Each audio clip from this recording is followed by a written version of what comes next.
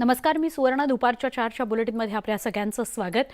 राज्यपाल भगतसिंग कोश्यारी यांचं छत्रपती शिवरायांवरील वादग्रस्त वक्तव्य याचं प्रकरण ताजं असतानाच आणि त्याचे पडसाद राज्यभरात उमटत असतानाच भाजप नेते आणि शिंदे फडणवीस सरकारमधील मंत्री मंगलप्रभात लोढा यांनी एकनाथ शिंदे यांच्या बंडाची तुलना छत्रपती शिवरायांच्या आग्र्यातील सुटकेशी केलेली आहे. औरंगजेबाने शिवरायांना रोखलं, पण शिवाजीराजे यांच्या हातावर तुरी देऊन ते निसटले. शिंदेंनाही रोखण्याचा प्रयत्न झाला, पण शिंदेही महाराष्ट्रासाठी बाहेर पडले, असं मंगलप्रभात लोढा म्हणाले. त्यांच्या वक्तव्यानंतर विरोधी पक्षाने जोरदार आक्षेप घेतलेला आहे. या प्रकरणावरून आता नवा वाद सुरू होण्याची चिन्ह आहेत.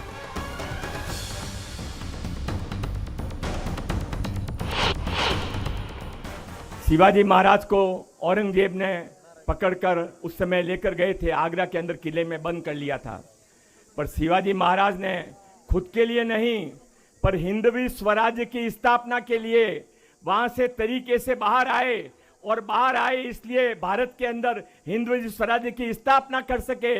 ऐसा ही माननीय एकनाथ राव जी शिंदे को रोकने की भी बहुत कोशिश हुई, पर आप भी शिंदे साहब बाहर आए, और आप बाहर आए तो आज ये उल्लास है। महाराष्ट्र के अंदर राष्ट्र प्रेमियों की, हिंदुत्व की सरकार आई है। या वाचाळवीरांना आवरा आवरा आवरा हे सातत्याने मी सांगतो, तरी देखील यांच्या मनामध्ये काही ना काही कल्पना अशा येतात, हे बोलायला एक जातात परंतु त्याच्यातनं अर्थ वेगळा निघतो। साधी एक ही भूमिका देखील ह्या लोकांना कळत नाही की एकनाथराव शिंदे स्टेजवर असताना त्यांच्या देखतच तुलना, कुणाची आपण तुलना करतो, काय करतोय, आपल्यावर जबाबदारी काय आहे, आपण कसं वागलं पाहिजे, कसं बोललं पाहिजे। युगपुरुष छत्रपती शिवाजी महाराजांची तुलना कुणाशी तरी होऊ शकते का? हे महाराष्ट्रामध्ये कधी घडलंय का? ह्याचंही तारतम्य ह्या लोकांना राहिलेलं नाहीये। आता मी म्हणणार नाही की हे चुकून आलेले शब्द आहेत, हे पूर्ण प्लॅन आहे। हा पूर्ण ह्या सरकारचा आणि ह्या पक्षाचा प्लॅन दिसतो की महाराष्ट्राचं खच्चीकरण करावं। राज्यपाल जे बोलतात तेच हे मंत्री महोदय आज बोललेले आहेत। हे सगळी जी वस्तुस्थिती ती लोकांसमोर आलेली आहे। म्हणजे तुम्ही महाराजांची तुलना अशी करता का? आणि हे महाराजांचा अपमान आहे, हा महाराष्ट्राचा अपमान आहे। आणि मी सतत बोलत आलेलो आहे की हे मंत्री देखील मुंबईची रियालिटी ओळखणारे नाहीत, रियालिटी ओळखणारे आहेत। आवाज नक्की कोणाचा आहे हा नक्की तो ओळखून घ्या, आणि हा पक्षाचा एक कलमी कार्यक्रम झालेला आहे। जळगाव घरकुल घोटाळा प्रकरणी माजी मंत्री सुरेश जैन यांना नियमित जामीन मंजूर करण्यात आलाय। उच्च न्यायालय न्यायमूर्ती एस गडकरी आणि न्यायमूर्ती प्रकाश नाईक यांनी हा मोठा निर्णय दिलाय। धुळे कोर्टाने घरकुल घोटाळा प्रकरणात जैन यांना शिक्षा सुनावली होती। त्यानंतर सुरेश जैन हे सध्या मेडिकल जामिनावर होते। आता मात्र त्यांना नियमित जामीन मिळालाय, त्यामुळे त्यांना दिलासा मिळालाय।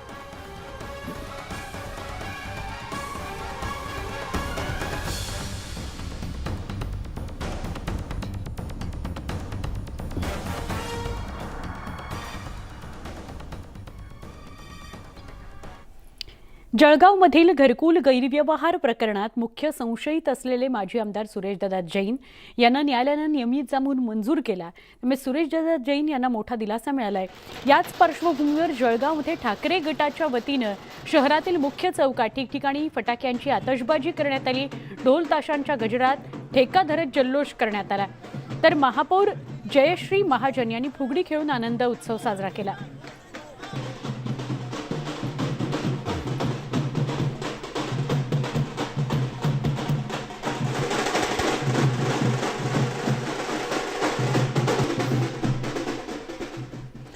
मुख्यमंत्री एकनाथ शिंदे यांच्याकडून प्रतापगडाची हवाई पाहणी करण्यात आली। कसा दिसतो आकाशातून प्रतापगड हे मुख्यमंत्री एकनाथ शिंदे यांनी पाहिले। किल्ले प्रतापगड पहा हेलिकॉप्टरमधून। न्यूज 18 लोकमतवर ही एक्सक्लुझिव्ह दृश्य आपण बघतो आहोत। किल्ले प्रतापगड एक्सक्लुझिव्हली न्यूज 18 लोकमतवर। आकाशातून किल्ले प्रतापगड कसा दिसतो बघा। मुख्यमंत्री एकनाथ शिंदे यांनी प्रतापगडाची पाहणी केली, त्यावेळेला न्यूज 18 लोकमतची टीम त्यांच्या सोबत होती।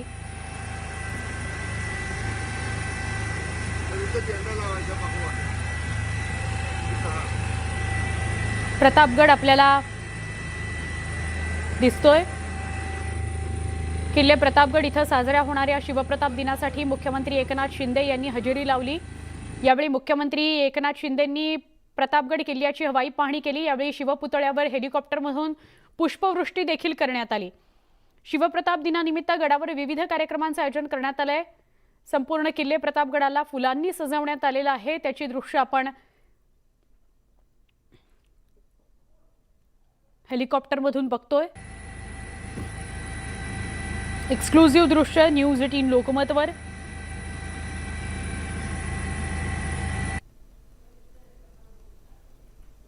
एकनाथ शिंदे यांनी प्रतापगडाची हवाई पाहणी केली. छत्रपती शिवाजी महाराजांच्या पुतळ्यावर पुष्पवृष्टी अर्पण करण्यात आली.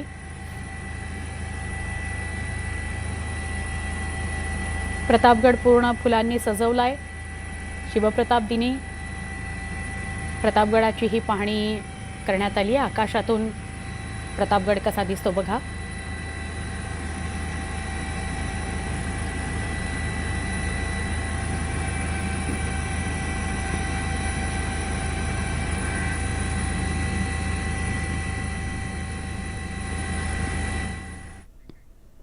राष्ट्रवादी काँग्रेसचे नेते आणि माजी मंत्री नवाब मलिक यांचा जामीन अर्ज कोर्टानं फेटाळलाय. ईडीनं मलिकांना मनी लॉन्ड्रिंग प्रकरणी अटक केली होती. प्रकृतीच्या कारणामुळे मलिकांवर मागील काही दिवसांपासून कुर्ल्यातील क्रिटिकेअर हॉस्पिटलमध्ये उपचार सुरू होते. रुग्णालयाचे रिपोर्ट तपासल्यानंतर कोर्टानं मलिकांना दिलासा दिलेला नाही. याआधीही मलिकांना जामीन अर्ज कोर्टानं नाकारलेला होता. गोवावाला कंपाऊंड जमीन खरेदीमध्ये मनी लॉन्ड्रिंग केल्याचा आरोप आहे. दाऊद इब्राहिमच्या टोळीसोबत आर्थिक व्यवहार केल्याचा आरोप आहे. दहशतवादाला आर्थिक पाठबळ दिल्याचा गंभीर आरोप मलिकांवर ठेवण्यात आलाय.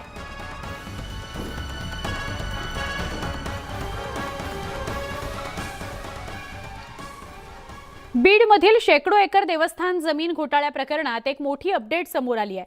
आष्टी तालुक्यातील 8 देवस्थान जमिनी घोटाळ्यात अखेर गुन्हा दाखल झालाय. भाजप आमदार सुरेश धस यांच्या विरोधात गुन्हा दाखल झालाय. राजकीय वर्तुळात एकच खळबळ उडाली आहे. गुन्ह्यात भाजप आमदार सुरेश धस, त्यांच्या पत्नी, भाऊ मनोज रत्नपारखी आणि असलम पठाण यांच्यासह इतर लोकांचा समावेश आहे. सर्वोच्च न्यायालयाच्या आदेशानंतर हा गुन्हा दाखल करण्यात आलाय. आष्टी तालुक्यातील विठोबा देवस्थान, खडकत, खंडोबा देवस्थान, श्रीरामचंद्र देवस्थान, चिखली, चिंचपूर आदी देवस्थानांचे हे कथित जमीन घोटाळा प्रकरण आहे. अधिकाऱ्यांच्या संगनमतानं या जमिनी हडपण्याचे प्रकार सुरू आहेत, असं तत्कालीन मंत्री नवाब मलिक यांनी 2021 मध्ये आरोप केले.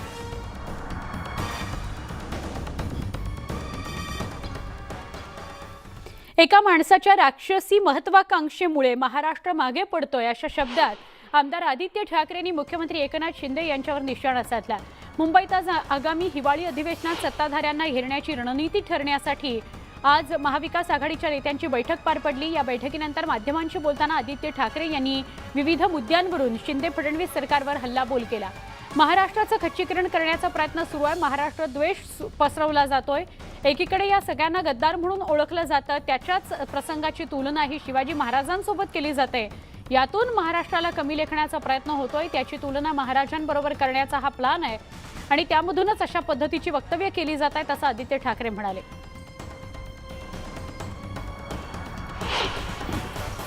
कालचं पण जे पत्र आहे ते स्वतः MIDCने लिहिलेलं आहे. जर कोणी काहीच नसेल केलं तर मग MOU कशाचं साईन करणार होते ह्याचं त्यांनी उत्तर द्यावं.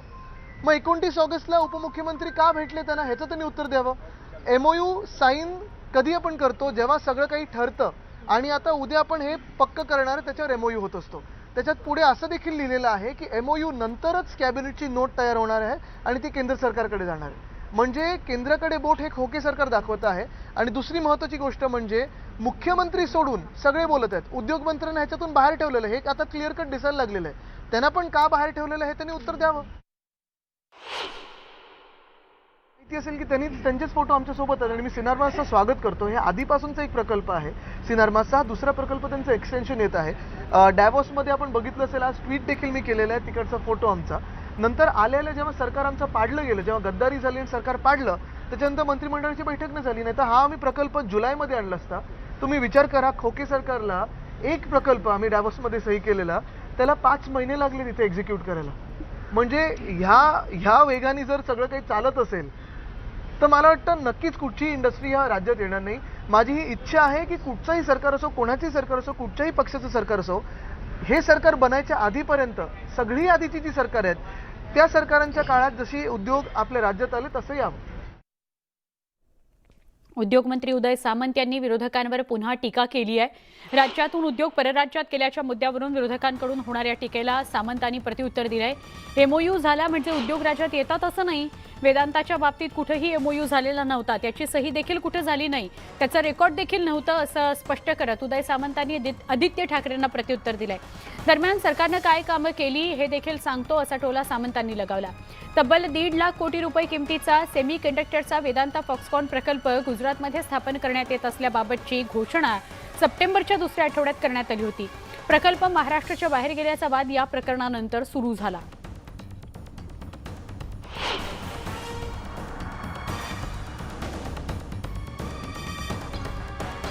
दोन तीन महिन्यामध्ये महाराष्ट्रामध्ये प्रकल्प येत नाही, महाराष्ट्रामधनं प्रकल्प हे गेलेले आहेत, अशा पद्धतीच्या अनेक पत्रकार परिषदा आपण बघितलेल्या आहेत। याची वस्तुस्थिती माहितीच्या अधिकारातनं देखील स्पष्ट झालेली असताना काल देखील काही पत्रकार परिषद झाल्या, परंतु त्याच्या अगोदर या 3 महिन्यामध्ये शिंदे फडणवीस सरकार आल्यानंतर उद्योग विभागानं काय काय घडामोडी उद्योग विभागामध्ये झालेल्या आहेत त्याची माहिती मी सर्वप्रथम आपल्याला देतो।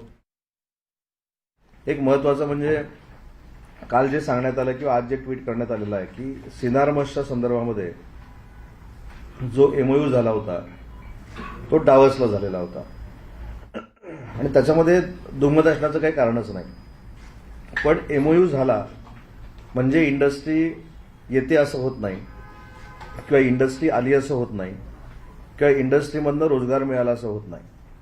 तर या संदर्भात काल मुख्यमंत्री महोदयांनी आणि उपमुख्यमंत्री महोदयांनी लँड अलॉटमेंट लेटर आणि ऑफर लेटर हे सिनार्मसला दिलेलं आहे। 14 जुलै 2020ला की महाराष्ट्र विशेषतः पुणे असेल किंवा महाराष्ट्रातला परिसर असेल हा उद्योजकासाठी किंवा उद्योगासाठी अतिशय अनुकूल आहे आणि म्हणून त्यांनी आम्हाला बैठक द्यावी आणि वेदांता फॉक्सकॉन हा प्रकल्प महाराष्ट्रामध्ये ठेवावा अशा पद्धतीचं पत्र हे 14 जुलै 2022ला देवेंद्रजींनी दिलेलं आहे। त्याच्यामुळे जो काय आक्षेप घेतला गेला, जी काय बैठक झाली त्याच्यातनं गेला असेल काय, याच्यामध्ये काही तथ्य नाही।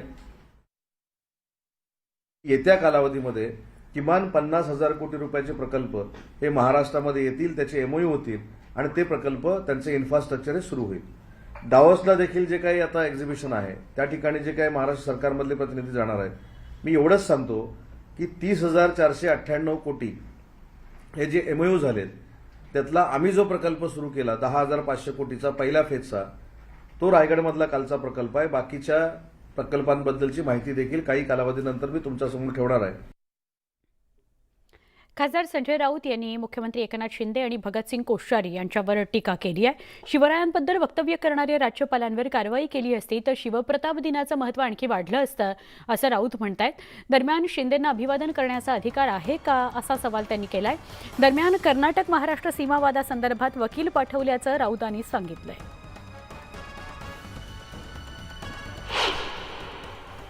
हा जल्लोष जो आहे तो जल्लोष महाराष्ट्रात नेहमी होतो छत्रपती शिवाजी महाराजांच्या कोणत्याही महत्त्वाच्या दिवशी। शिवप्रताप दिनाचं महत्त्व समजून घ्या। जर छत्रपती शिवाजी महाराजांच्या अपमानानंतर आपण राज्यपालांचा धिक्कार केला असता किंवा राज्यपालांना परत पाठवण्याची मागणी केली असती तर आजच्या शिवप्रताप दिनाचं महत्त्व हे अधिक वाढलं असतं। शिवरायांचा अपमान करणारे राज्यपाल आजही राजभवनात आहे आणि सरकार तोंड शिवून बसलेलं आहे। मुख्यमंत्री तिकडे भाजपचे राष्ट्रीय प्रवक्ते त्याने शिवरायांचा अपमान करून ते त्यांच्या जागेवरती बसल्यात, तुम्ही त्यांचं समर्थन करताय। अशा मुख्यमंत्र्यांना गडावर जाऊन छत्रपती शिवाजी महाराजांना अभिवादन करण्याचा अधिकार आहे का असा विचार या राज्याची जनता करते। उदयनराजे भोसले यांचे अश्रू आम्ही पाहिले, ते छत्रपतींचे वंशज आहेत। उदयनराजांचे जे अश्रू आहेत ते महाराष्ट्राचे अश्रू आहेत।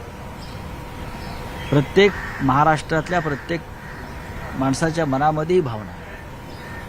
की शिवरायांचा अपमान हा सहन करण्यापेक्षा मरण का नाही, ही त्यांनी महाराष्ट्राची भावना व्यक्त केली. पण मुख्यमंत्री आणि त्यांचं सरकार हे एका हदवतेनं अपमान पाहते आणि परत शिवप्रताप दिन साजरा करत आहे. हे ढोंग आहे. भाजपा प्रदेशाध्यक्ष चंद्रशेखर बावनकुळे यांनी संजय राऊतांवर टीका केली आहे. संजय राऊत हे रात्री सामनात छापतात आणि सकाळी येऊन ट्यूट्यू करतात असं ते म्हणाले. तसंच राज्यपालांच्या वक्तव्याचं समर्थन कोणीही केलेलं नाही, पण त्यांना पदावर ठेवायचं की नाही हा आमचा अधिकार नाही असं प्रदेशाध्यक्ष भाजपचे चंद्रशेखर बावनकुळे म्हणाले. वेदांतावरून त्यांनी आदित्य ठाकरेंवर घणाघात केलाय. आदित्य ठाकरे सतत खोटं बोलतायत. वेदांत हा मवियाच्या अकार्यक्षमतेमुळे महाराष्ट्रातून गेलाय अशी टीका त्यांनी केली. पीक विमाच्या मुद्द्यावरून त्यांनी महाविकास आघाडीवर शरसंधान साधलंय.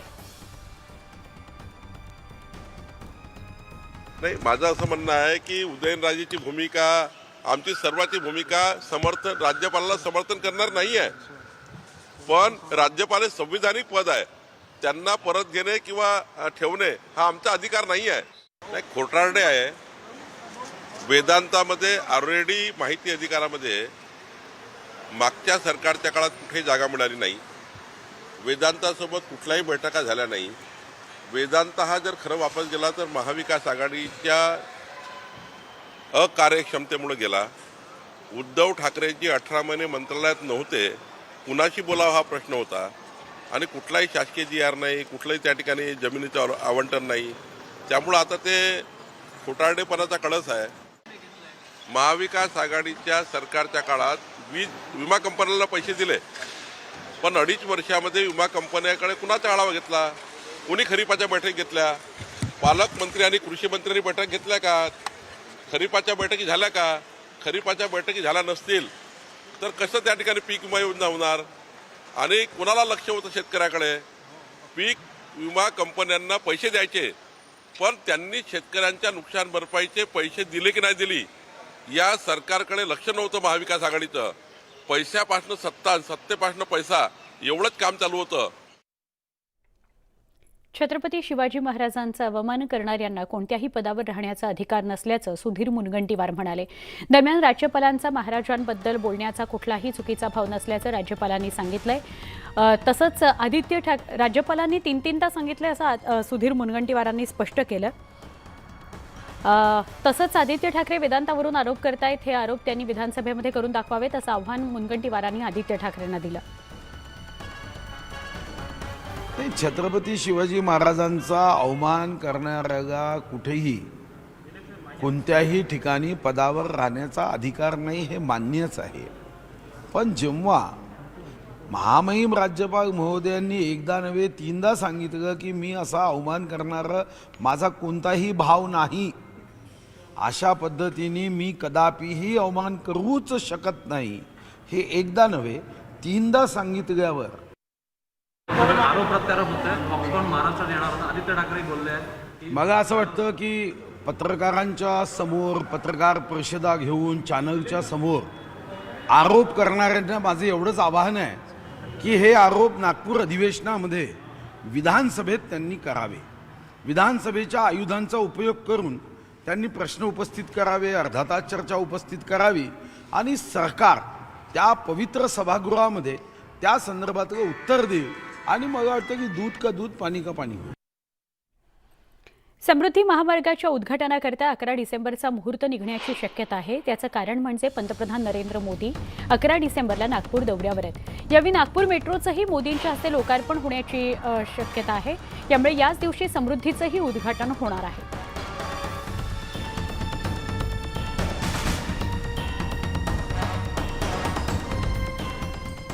मुंबई महानगरपालिकेची प्रभाग संख्या कमी करण्याच्या शिंदे सरकारच्या अध्यादेशाला आव्हान देणाऱ्या याचिकेवर शिवसेना ठाकरे गटाचे माजी नगरसेवक राजू पेडणेकर यांनी हायकोर्टात याचिका दाखल केली आहे.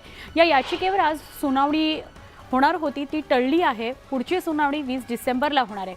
जोवर या याचिकेवर सुनावणी होत नाही तोवर सरकारला नव्या पुनर्रचना धोरणाची अंमलबजावणी करता येणार नाही असे आदेश हायकोर्टाने दिले आहेत. त्यामुळे मुंबई महापालिका निवडणूक कधी होणार याबाबत संभ्रम कायम आहे.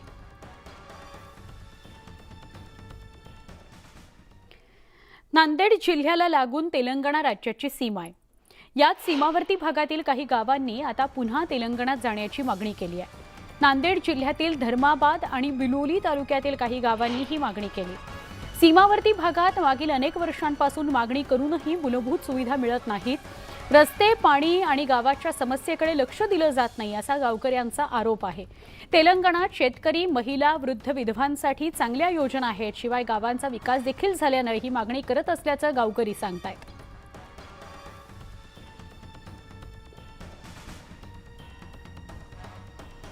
आरपीआयचे जगदीश गायकवाड यांच्या विरोधात सगळ्या पक्षाचे नेते आक्रमक झाले. यावरून वातावरण तापलं असून त्यांच्या अटकेचीही मागणी होती आहे. जगदीश गायकवाड यांनी 2 दिवसांपूर्वी वंचितचे प्रकाश आंबेडकर यांच्यावर अश्लील भाषेत टीका केली होती. काल रात्री जगदीश गायकवाड यांच्या घरावर हल्ला झाल्याचं समोर आलंय. आरपीआयसह सगळे पक्षाचे नेते, कार्यकर्ते जमा झाले. पनवेलमधल्या आंबेडकर पुतळ्याजवळ त्यांनी आंदोलनाला सुरुवात केली आहे. मोठ्या प्रमाणात कार्यकर्ते जमा झाले असून जगदीश गायकवाड यांच्या विरोधात घोषणाबाजी सुरू आहे.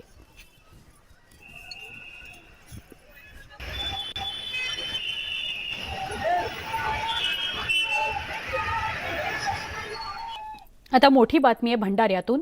घराशेजारीच खेळायला गेला होता. बेपत्ता झालेल्या 8 वर्षाच्या श्रद्धा किशोर सिडाम या बालिकेचा 2 दिवसांनी जळलेल्या अवस्थेत शेतातील तणसाच्या ढिगाऱ्यात मृतदेह सापडलाय.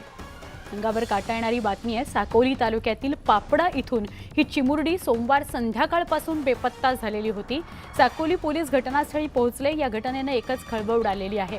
आता साकोली पोलिसांनी हत्येचा गुन्हा दाखल केलाय. अज्ञात आरोपीचा शोध सुरू आहे.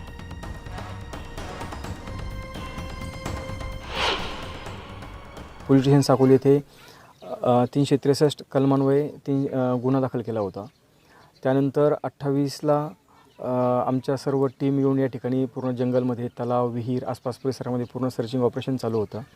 कालही आमचं सर्चिंग ऑपरेशन चालू होतं. सदर दरम्यान आम्ही अनेक लोकांना इंट्रोगेट केलेलं आहे. परंतु सदर पीडितेची आम्हाला आज या ठिकाणी डेड बॉडी सापडलेली आहे. सदर याच्यामध्ये आता आम्ही पुढील 302 या कलमाची वाढ करणार आहोत. लातूर जिल्ह्याच्या औसा तालुक्यामध्ये भरधाव टेम्पो 3 दुचाकींसह पादचाऱ्यांना उडवत महामार्गालगतच्या दुकानात घुसला. ही धक्कादायक घटना सीसीटीव्हीत कैद झाली आहे. या अपघातात 2 गंभीर जखमी झालेत. भरधाव टेम्पो हा तुळजापूर औसा महामार्गावरून औसा टी पॉइंटकडे निघालेला होता. रस्त्यालगत असलेल्या दुकानांमध्ये अचानकपणे भरधाव टेम्पो घुसला, त्यामुळे मोठं नुकसान झालेलं आहे. या अपघातानंतर टेम्पो चालक मात्र घटनास्थळावरून पसार झालेला आहे.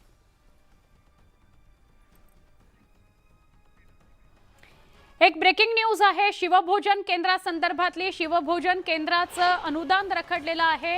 गेल्या 3 महिन्यांपासून अनुदान रखडलंय. नांदेडमधील शिवभोजन केंद्राचं अनुदान रखडलेलं आहे. 3 महिने हे अनुदान मिळत नाहीये. शिवभोजन केंद्रासंदर्भातली बातमी आहे. ही बातमी नांदेडमधल्या शिवभोजन केंद्रासंदर्भातली आहे.